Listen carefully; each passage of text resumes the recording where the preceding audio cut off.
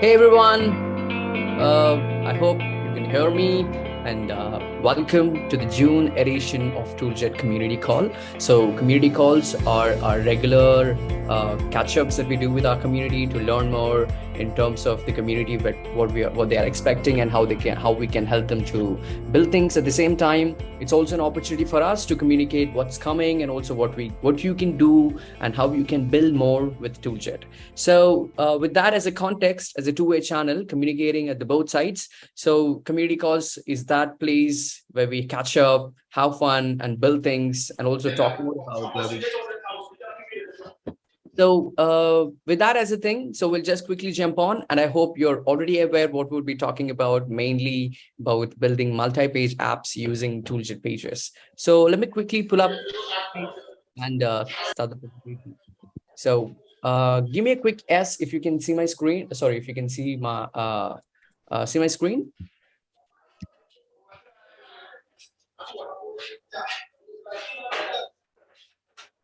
I hope my screen is visible. I hope the slides are here. So can you just give me a quick yes if you can see the slides? Awesome. Thank you, Savanan. All right. So jumping on to what we will be talking mainly about, here's the agenda. So first and the foremost, we'll look at what tools are pages, high-level overview of what it. At the same time, we'll also go through usage of which events. Yeah. So we'll look at the usage of switch page events in action, and at the same time, we'll also see some data passage techniques among the pages. So how you actually send the data and receive at one page and send it from another page, right? So we'll look at those things deeper, and also we'll look at the page event handlers and how you can use them. At the same time, we'll see how you can hide pages and also how you can help answer. And sorry, how it can enhance your user experience. And then we'll look at a simple demo application which uses multi-pages. So quick, a few housekeeping things. So as we jump onto it, we'll stick with the agenda here. At the same time, I request you to be on mute so that we can also have a convenient discussion without any noises coming from the background. At the same time, if you have any questions, we'll look at in the Q&A part. But if you wanted to keep them saved, you can drop them in the chat. So we have the chat box here, so you can actually pull it up, and drop your questions there so that it will be there, and I can also have an eye on that. And in the meantime, if I get to see that, and as we go on, we can also cover them. So make sure to be on mute, and also we use chat as a communication. At the end, we'll open up for Q&A where you can able to speak up or even talk via chat. So anything is possible. All right. So jumping on to specific aspects of ToolJet Pages and a high-level overview of what it is. So far, with the help of the ToolJet Pages, now you can actually build multi-page apps with it. So as the GIF demonstrates there, where you can able to have multiple pages that it has, and you can do different things at different pages. So that can bring more flexibility to your application, where you can involve much more functionality and also certain aspects that you want to cover in a single application. So if I have to show you how it looks like, if I just create a new application, I hope you would be already familiar with this window here. So once you're up here, you can click on create new application.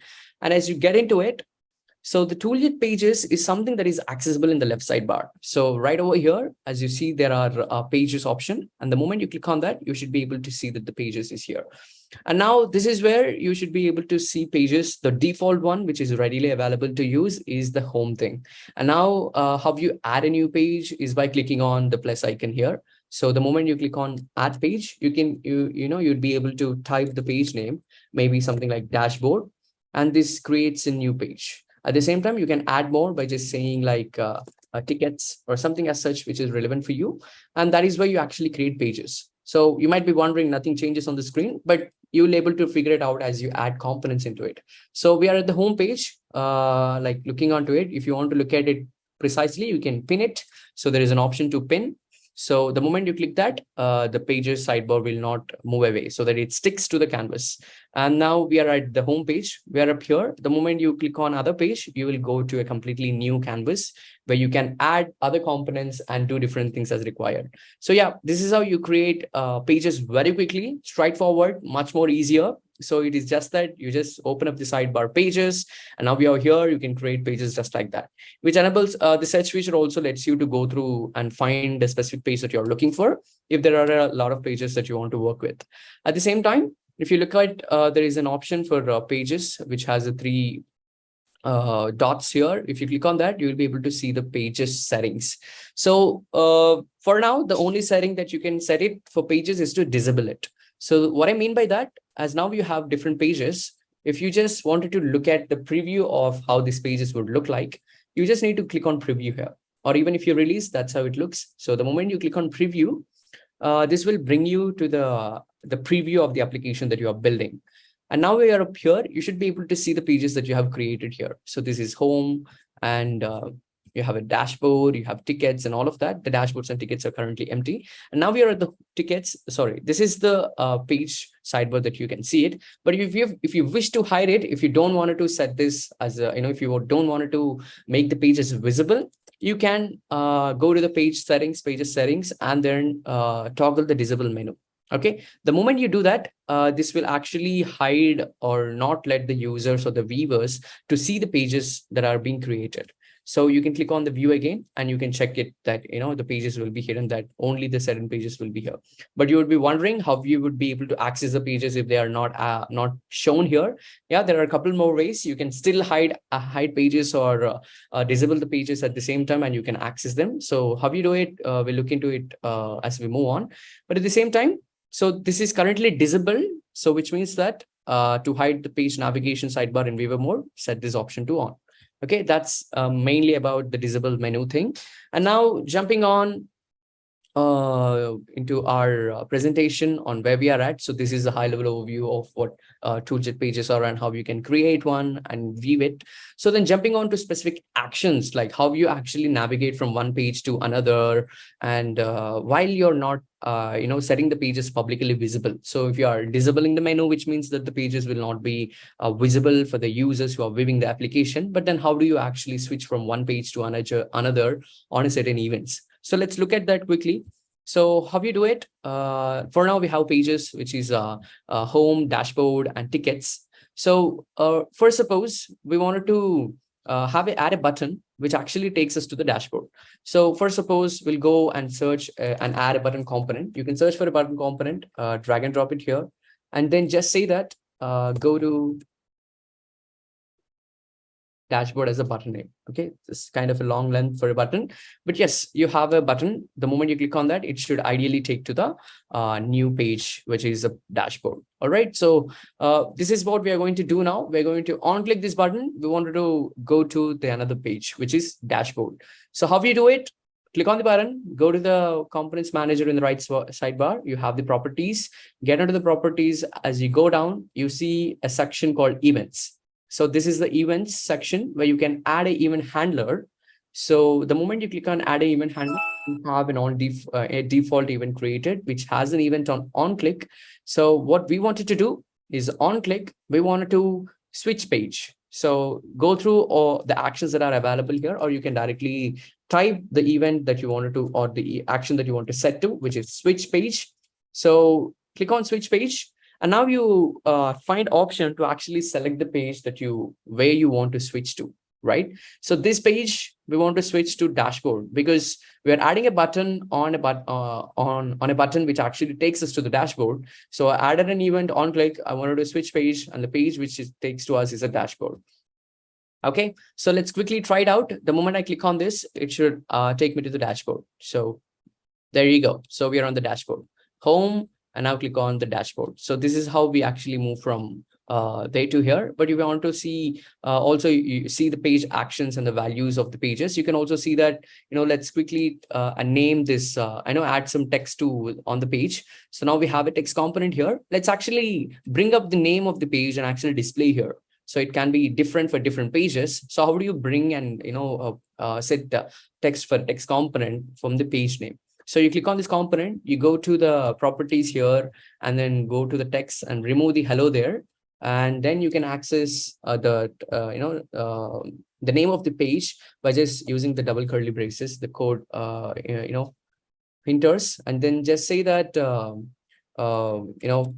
pages, you have the page.name, right? So you see that you the moment you say page.name, this will bring up the name of the page that you are currently in, which is home. Okay, so let's also do the same thing for the dashboard. So how I can do it, I can copy this component and go to the dashboard and actually paste this. But if you see that what happened here is actually changed. So it is actually now dashboard. Keep an eye, I'm copying this component, which is dashboard here. I'm going to tickets, and moment I paste this, this will turn into tickets. The reason is the property is already same. The moment we copied it, the property text and the text which is set here is also copied. So pages.name will bring you the name of the page that you are currently in. Okay, so go to the dashboard, and now we are at the dashboard. You can add another button saying that go to home. Okay, so once you're up here, I should be a button. So button, and see that go to home. And how you do it? You just go to events, add an event handler, on click, switch page, and this page is home. There you go. So this is how you move from one page to another using the actions, the switch page actions. So I hope this is clear, like how you switch from one page to another, and how you can also access page values by just clicking on typing name, and then you can also see other values which are also available. The moment you give a dot, you see that you can access the name of the page, the handle, and also the variables that are set, right? So we'll stick with name here, and then we'll jump on to the next aspect, which is about page events handlers. So as now you see that you can create pages and you can switch from one page to another, but at the same time, it is also helpful if we have some events that are set to run the moment you actually land on a specific page, right? So that's where the event handler comes in. But before we jump on, let me quickly look into any questions that are here.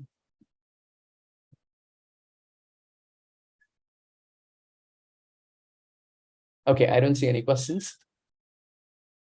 All right, so here we are, and if you have any questions, please drop them there. But then here, as we are looking into the page event handlers, as you go on, you see that a couple of pages here, and now if you wanted to do something on a certain, getting into a certain page. So let's get on. Let's get on to the dashboard here, and now you see that there are 3 dots here. These are page options, where you see that you have an option to set event handlers. So this is here. So the moment you click on event handlers, it brings you a pop-up where you can add events to it. So on page load, you wanted to do something here, right? So you have on page load, the moment the page gets loaded, you wanted to show alert, or if you wanted to run a query, or you wanted to go to an app or something as such. So now it's here. Let's quickly try it by just showing a alert and saying that hello world, and then saying it info. So just like that, the page is loaded, right? So just quickly look at that. So the moment we go to dashboard, the page which loaded, the dashboard page which gets loaded, it should actually trigger an action, which is show alert, and the message is the page is loaded, and the type of the alert is info. Okay, so let's quickly try out. So I'm going to close this. I'm going to home, and the moment I go to dashboard, you should be able to see a alert which says the page is loaded. So what's happening here is the moment you load this page, as you come up here, it will trigger the events that we set here. So which is on page load, and it shows an alert. At the same time, similarly, you can also add other events where it can be, there is only one event at the moment, but you can set different actions to it, where you can also run a query or open a web app, or you can go to a different pages or copy a clipboard or set variables or anything needed at the same time. So this is where you brings the flexibility of having event handlers for certain pages, so you can work accordingly while you jump onto the new page. So the moment you come to a new page, you want to set things ready, and that's where the event handlers can come in handy. Okay, so yep. So that's more about the event handlers. But yes, I have seen a question. So can you use a click event to move from one page to another with same data, like passing data between multiple pages? Thanks for the question. But yes, we have a section on actually diving into how you get into the data passes things, and you asked at the right time. So we are actually going to talk about that thing. So the data passage among pages, as you move from one page to another, it is also an important aspect that you have to transfer the data, or to move the data, or take take data from one page to another and also send it from there, and how you receive it the other end is something also need to be done while you're working with the multi-page applications, right? So one aspect, there are two ways that I'm going to show you how you actually do it. But for now, the first aspect what we are looking at is query parameters. So query parameters can be passed through the action such as switch page. And the moment you switch the page, the parameters are appended to the end of the application URL and are preceded by a question mark. So we'll show you in action how does that look like. So now you're here. The moment you click on this page, you wanted to send some data to the other page, right? So we're going to let's go to home, and now we are here. So I wanted to take this data. The moment I go to dashboard, I also want to take send some data. Okay, so like or I can freshly show you that I have a text input field. So here is some text input field, and then you have a button. And now you you say that send to dashboard. Okay, so the moment you have a text here, you're going to add some text here, and the moment you send click on this button, send data to dashboard, what should happen here is it should be able to send data, and we should be able to receive data here. Okay, so let's see how we do it. So we are here, and we want to send this data, something like sending hi from home. Okay, so this is something we are trying out. So hi from home. So this is a message you want to send to the dashboard. How you can do it? You can just click on this button and then go to the events again. So as you know, you are the events, add an event handler, and you wanted to do an event which is on click. The moment I click on that, I want to do first switch page.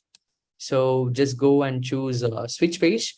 And the page I wanted to move is to dashboard, right? So at the same time, while I'm moving from this page to another, I also want to send some data. So that's where you can use the query parameters, where you can click on this plus icon. And then once you're up here, you can just say that you can set the value of this query parameter, saying that the query parameter, you should give a value to it, the key to it. So what it can be is data from home, maybe. So you see this here. So we are naming it the variable, the way how you can access is by just as a key value, which is data from home. And the value to it is something that we're taking from here. So you can use double curly braces and say that components, and this component is actually text input 1. Okay, so the same way as how we are accessing it. So you can say components dot text input 1 and dot value. Okay, so if you expand it and see it clearly, we have typed component dot text input 1 dot value. And yes, so as you see here, the moment you expand it, you can see the message is already shown, which is hi from hello. So the data is dynamically getting up there. Okay, so right up here, as you are doing it, you have this option in the same event page that you are able to create. So just like that, on click, switch page, select the page, and set a query parameter, which is data from home. Okay, and we are setting the value is something we are taking it from the component. All right, so this debounce is something if you wanted to set some time, pause it for a while and run it, or you want to set some time frames before one action to another or one event to another to perform. So I can just simply give you and show you 100 milliseconds here. So it will take in milliseconds, and it will take 100 milliseconds and proceed further. Okay, so let's go ahead and click on send data to dashboard. It will take us to the dashboard. And now if you keep your eyes sharp enough, if you see that you have in the URL data from home, you see that there is something added, which is like hi from home. Okay, so this is how the data is being passed from the URL. That is where the query parameters is helping you. So now let's bring this data from the URL here. Okay, so how you do it? You can use a component which is text component to populate the data right up here, and then remove, go to the properties, remove the default text, and say that globals dot URL parameters dot data from home. So you see that it is already shown, and just say that data from home, and this is hi from home. So this is the same thing that you are seeing in the URL here. Unfortunately, I would not be able to zoom it, but I hope you are able to find that there is the value, the parameter with a question mark, which is appended, saying the same value that we have set it previously. So that is how we are trying to access it.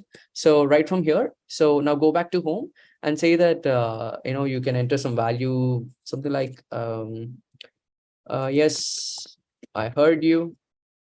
And now you go to dashboard, and now you see that, yes, I heard you. Okay. So I hope this is clear. So we are using query parameters passing via URLs, and then you're accessing it. The immediate question that arises that I don't want to get this data passed from the URLs, but I wanted to share this data right from inside the application, not from the URLs. So that's where the second aspect comes in.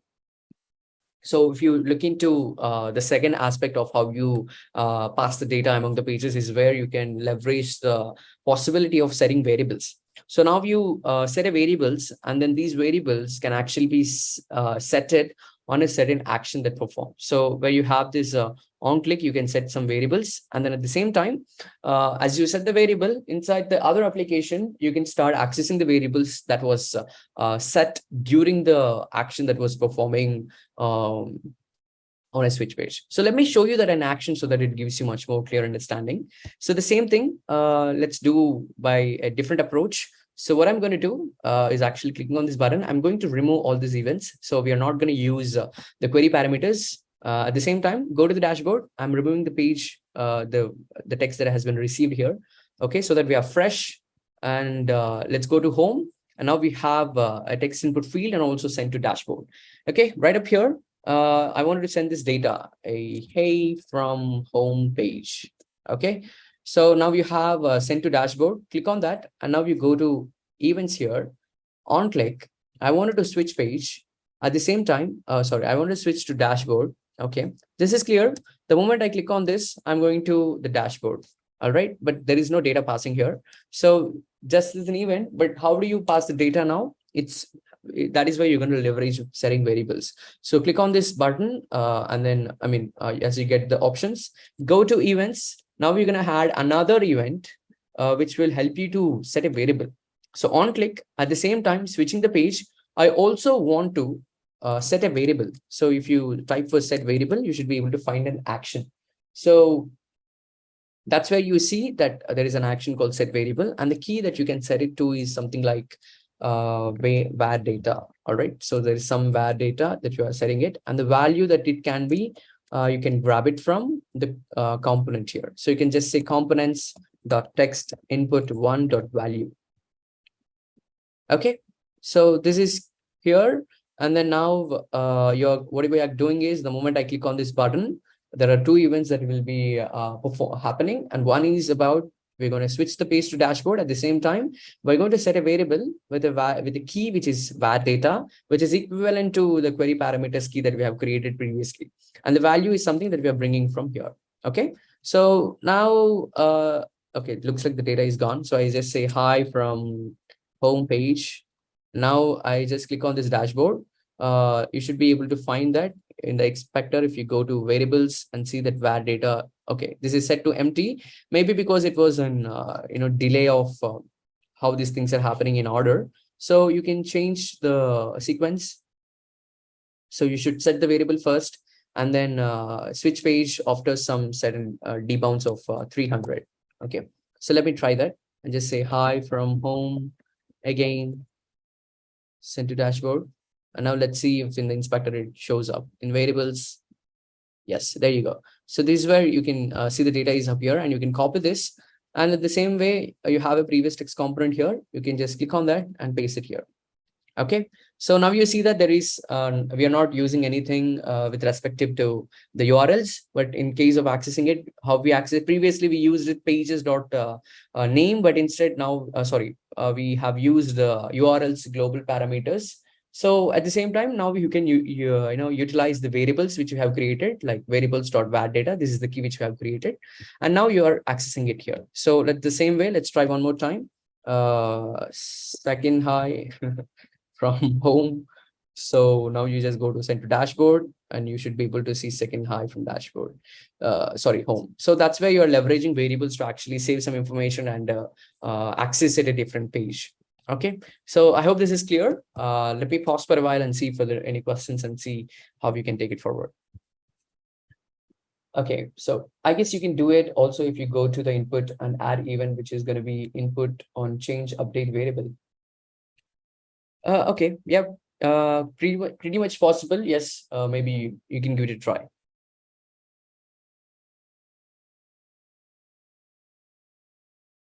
Okay, so then moving on.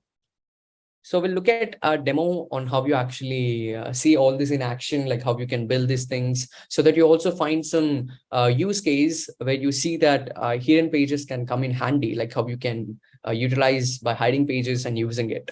So let me bring up the demo part here. So there will be an application. Okay. So this was built in this app itself. So if I go to home and then bring up and lively open this application. So if I just try to uh, edit and also launch this, maybe you can preview this first.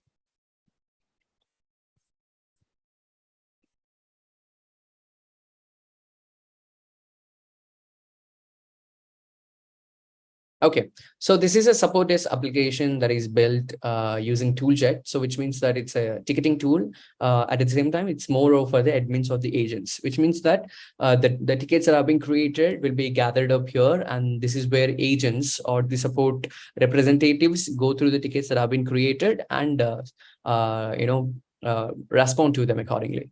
So this is why you see that the moment you click on a specific row, you will be taken to a different page, which shows different information about the page. So you see that the page ID, I mean the ticket ID, and then the name of the person who created it, and some exam and some email and the description, and all of this data is actually coming from this row click. So keep an eye. You see that Alex Wilson has a ticket, and the moment you click on that, it goes up, and you see that the data is filled up here.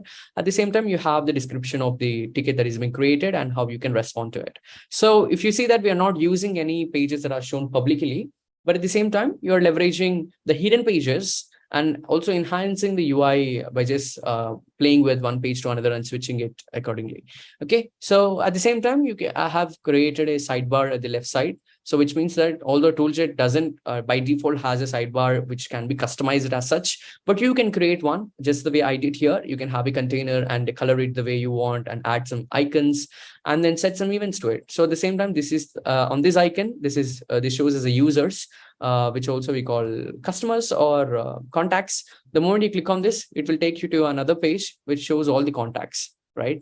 So that's how you can leverage pages. And at the same time, by clicking on a certain thing and making some actions, you can take data from one page to another.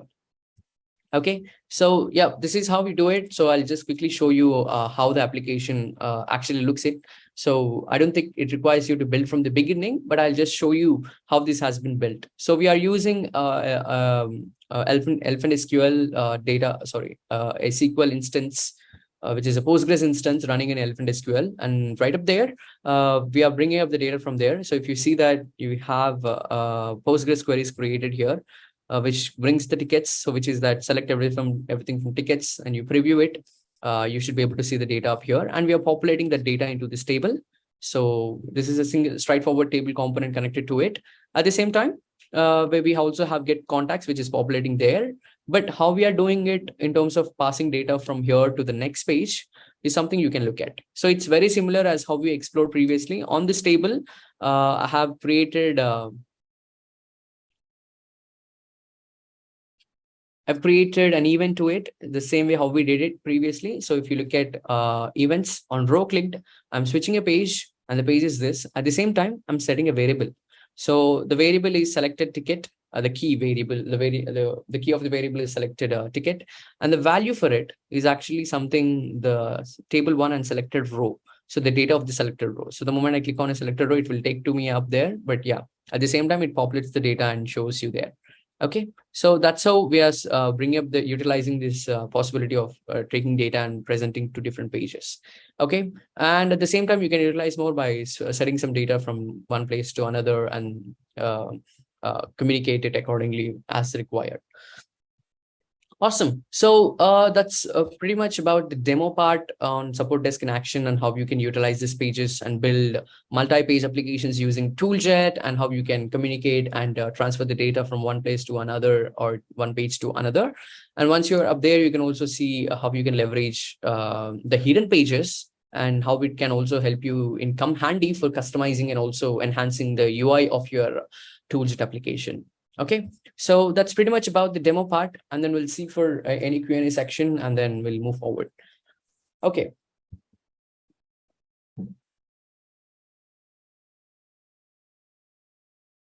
Is this using the browser storage related to what, Stephen? The URLs up there?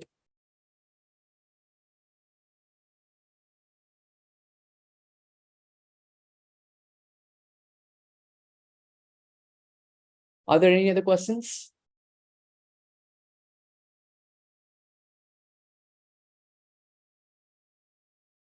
Okay, so you can feel free to unmute and talk to any certain aspect or anything that you wanted to discuss about. Or also, do you think if there is some use case that you wanted to build and you can leverage pages that you have some queries to related to it, you're open, you can unmute yourself and communicate and check like how you can leverage these things.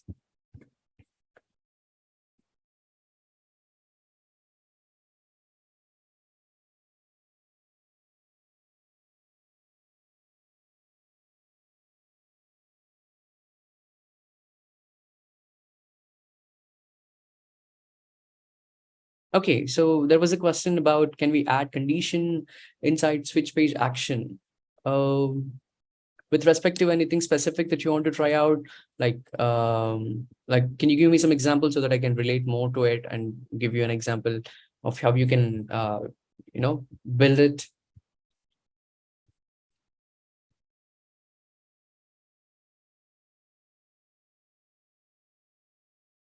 Maybe you can set conditions to actually execute the event. Maybe on a button click, if this events get triggered, you can also set that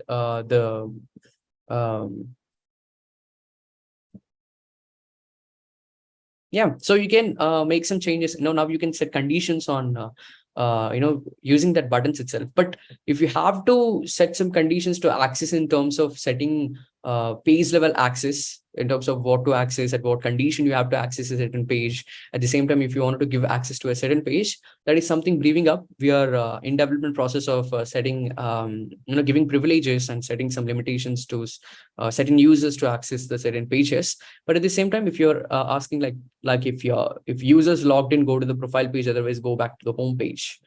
Okay.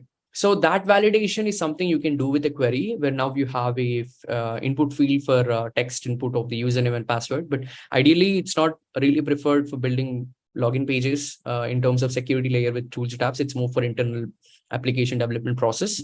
But here, as you're talking about as a condition in an exampling way, now if you have there, you can actually set the status of the button where you can set the disability of the button, where in case you have to check it. The moment you click on that, you can perform some validations with the queries, right? So then you can, you can actually trigger on success. Right now, you click on the button, you made a query to check the validation. And if the query is success, you can trigger the query that can actually make the page switch. And if it doesn't, it can. So it is very much possible. So yeah.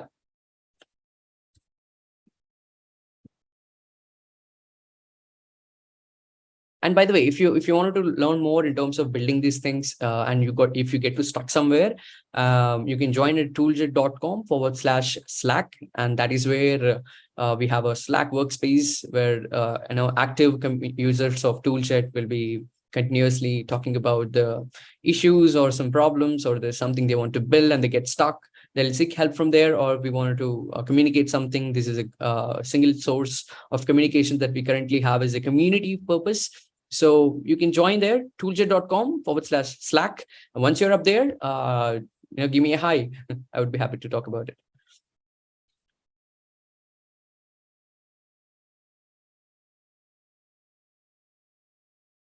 Okay, I see one question here, Sabanan. Okay. Say, for example, in page one, I have got data, which are filtered and displayed in a table. I would like to generate a chart in page two dynamically. Are there any provisions to pass table data, or I can reuse the query for table data? Okay, I would need to read it again to clearly get through this.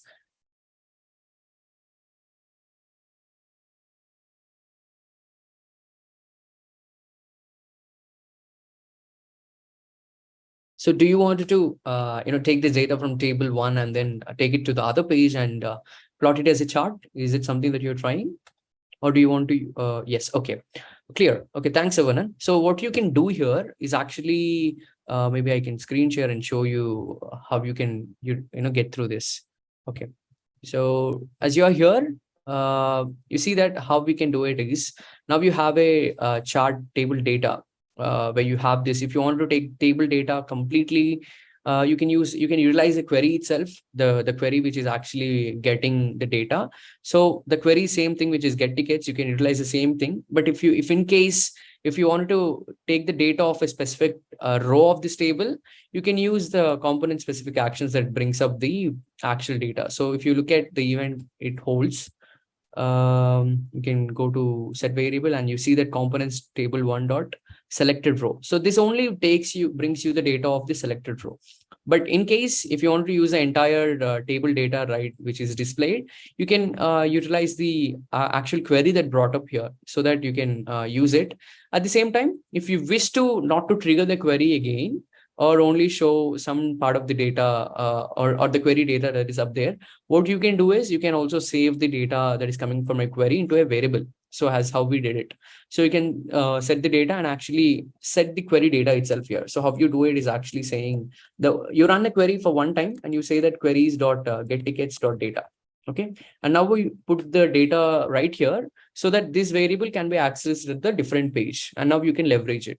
So keep an eye, maybe it would convert some sort of stringify and JSON parsing thing, but you can able to get through this once you save this data to a variable and access it someplace. And at the second page, you can utilize some charts and some plots and set this data and plot it.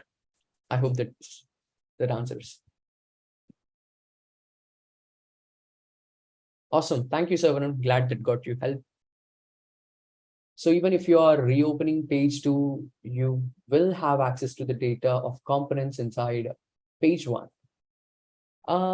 Not exactly, where in case you can access in terms of setting variables. So just like that, as how you have seen here, we are trying to take this data and put it to the next page. So that's where we actually took the data of the query itself. Or in case if you wanted to take a specific row, as now you have seen this here, right? So we are clicking on this specific row, which is the name of the person of this ticket created by is actually Jane Smith. The moment I click on this, the data is taken from the component and actually shown here from a different place. Okay, I actually removed the variable which was there. So that's where it is not showing. So I was actually changing it to show the demo for the server. Okay, so let me reset it. So as you now go up there, row click the set variable, you can remove this and set it the component. So I'm accessing the components dot table 1 dot table 1 dot selected row. Yeah.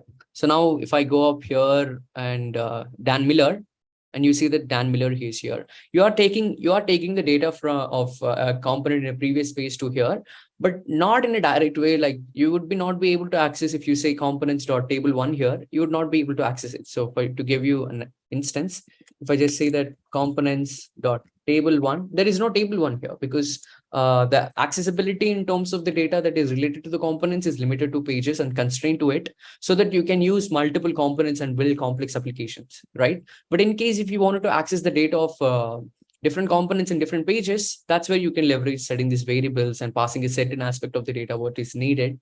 So that's how you can leverage. So I hope that answers the question. Hello.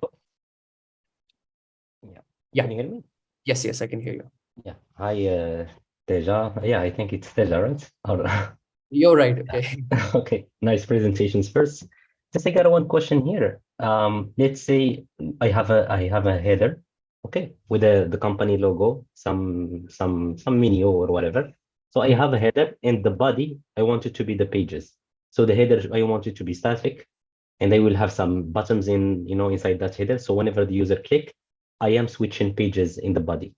So is that possible, or I need to create pages for each one, and on click I'm switching. It's like having some global content. In some parts is dynamic.